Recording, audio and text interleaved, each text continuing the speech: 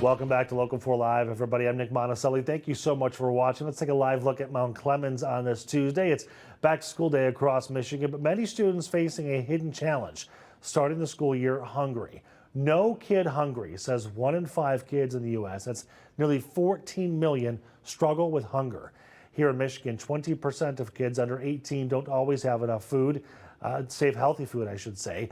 With summer meal programs ending, many kids may lose access to good food, making it hard to focus in class.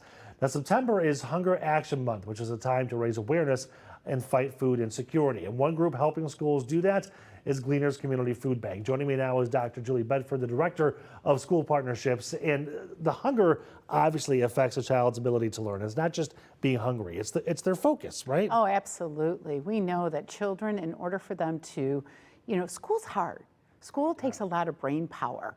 And, brain power, we need to be healthy. And, how are you when you're hungry? Not great. No, I'm not either. I don't focus. Too. I don't focus. I get angry. So we know for children that having healthy meals is critical. And so, you said 1 in 5 children. In some areas, it's way more than that. Mm-hmm. So that impacts classrooms. I know in my years of working within schools, teachers spent their own money buying snacks and healthy food for children because we know how critical it is for children. Right. And also statistics show that children who are food insecure face other difficulties. Sure. Not just, learning in classroom, but they often miss school more often.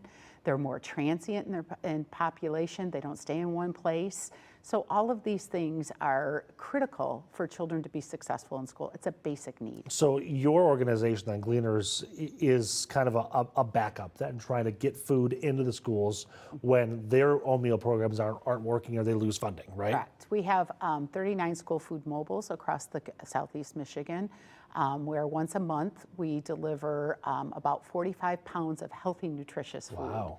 To a family of 4. If you're more than 4, you get double that, okay. Right? So within that 45 pounds is not just shelf-stable food that people think of with food banks, right? Right. We have fresh produce, we have meat, we have protein, we have milk, we have all kinds of things. Also, we provide healthy, nutritious recipes because we know it's important for families to know what to do with that food. Right. Yeah.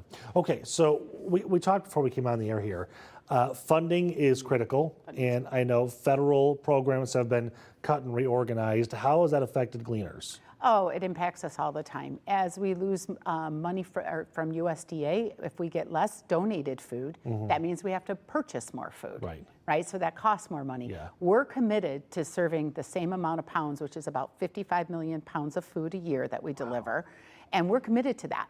So if we don't get donated food, we have to purchase it, which means we have to raise more money. We're a nonprofit, right? So we have to raise more money. Right. The other thing is that through SNAP education, with that going away, our nutrition ed program, which we're very, very committed to, because it's not just about giving the food, but it's about educating. Yep. We pretty much lost our team through that. So Your entire team? Our entire team. We're down to 2. We had 12. We're down to 2. Oh my gosh. Yes, because we don't have the funding for it right now. So we are committed to rebuilding that. We will figure out a way to fund that program and to do that again because we know how critical it is. Wow. Okay, so the basis of everything is the food, though. Correct. So if somebody's watching this and says they'd like to donate, what's the best way to do it? Oh, you can go on gcfb.org. Every dollar counts. $1 buys 3 meals. Right? Really? Yeah. How do you stretch it so far like that? Well, because we have purchasing power and we have we are really good at leveraging. Right. And so $1 buys 3 meals, so every dollar counts. Every dollar. So any way you can, somebody calls and they give us $5, thank you.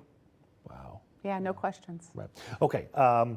Back to the schools and the kids. I know that your program is directly helping families, but is there a need, or is there a growing need that you're seeing with children in schools as well? Oh, absolutely. Yeah.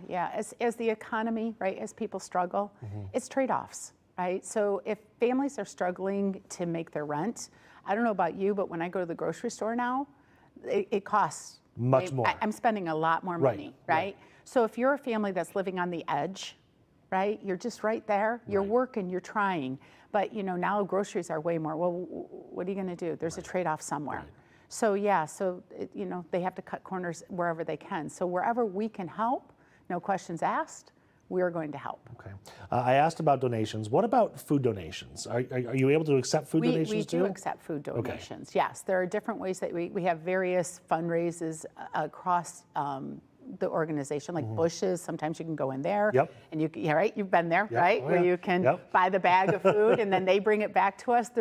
We have food and fund drives across all the time.